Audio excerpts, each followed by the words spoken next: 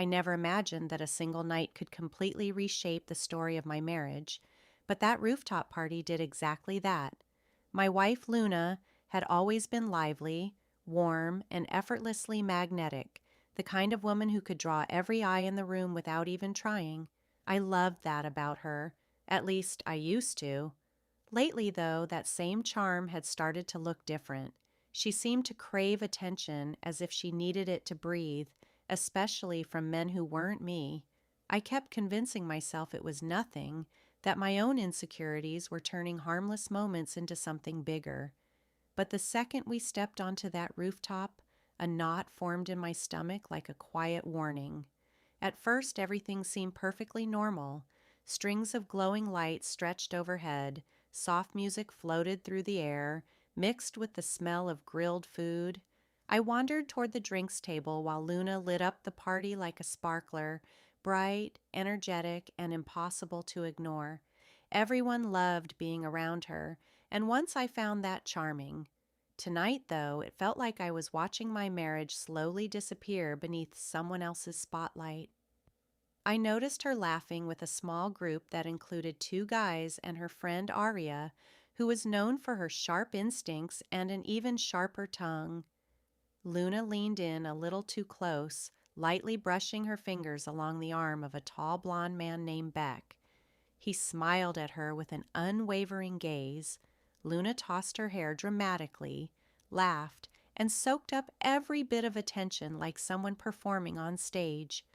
Trying to calm myself, I walked over. "Everything okay here?" I asked. Luna barely looked at me. "We're just talking, River. Relax?" Relax. That word had become her favorite weapon. Small, cutting, and always meant to sting. Beck smirked. "We were just telling Luna she's the star of the night." Arya glanced at Luna, something complicated flashing across her face, part concern, part disappointment. I forced a polite smile, even though my chest tightened. I stepped closer to Luna, hoping she'd move toward me even just a little. Instead, she casually shifted a step away. It was subtle, but impossible to ignore. Then she tapped Beck on the chest with one finger, raised her glass, and laughed. "You're trouble." Everyone laughed with her. I turned away before anyone could see the hurt on my face. I walked to the railing, staring out at the city lights while trying to swallow the lump rising in my throat. Maybe I was overreacting. Maybe it wasn't as bad as it seemed. Maybe... A quiet voice interrupted my thoughts. "She's pushing it tonight." I turned and saw Arya standing beside me, her expression no longer playful. "She's just having fun," I replied. Though even I didn't believe it, Arya slowly shook her head. "No, Luna's trying to prove something." "To who?" "I'm not sure, but she's crossing a line." I had no answer. The truth hurt too much to face. Arya spoke softly. "You don't deserve to be treated like a prop for her ego." Before I could reply, loud laughter echoed behind us. Luna was dancing with Beck now. They stood far too close, far too comfortable. His hand settled around her waist, and she made no effort to move it. A wave of anger, humiliation, and heartbreak rushed through me all at once. I started walking toward them, but Arya got there first. She grabbed Luna's wrist firmly. "That's enough." Luna pulled back. "What are you doing?" Arya's voice stayed calm but firm. "River is standing right there. Are you really going to keep embarrassing him?" Beck immediately stepped back with both hands raised. "Hey, I didn't even know she was married." Luna rolled her eyes. "He's overreacting." Arya looked at her as if she didn't recognize the woman standing in front of her. Then she spoke the sentence that shattered the entire evening. "Your turn is over, Luna. He's with me now."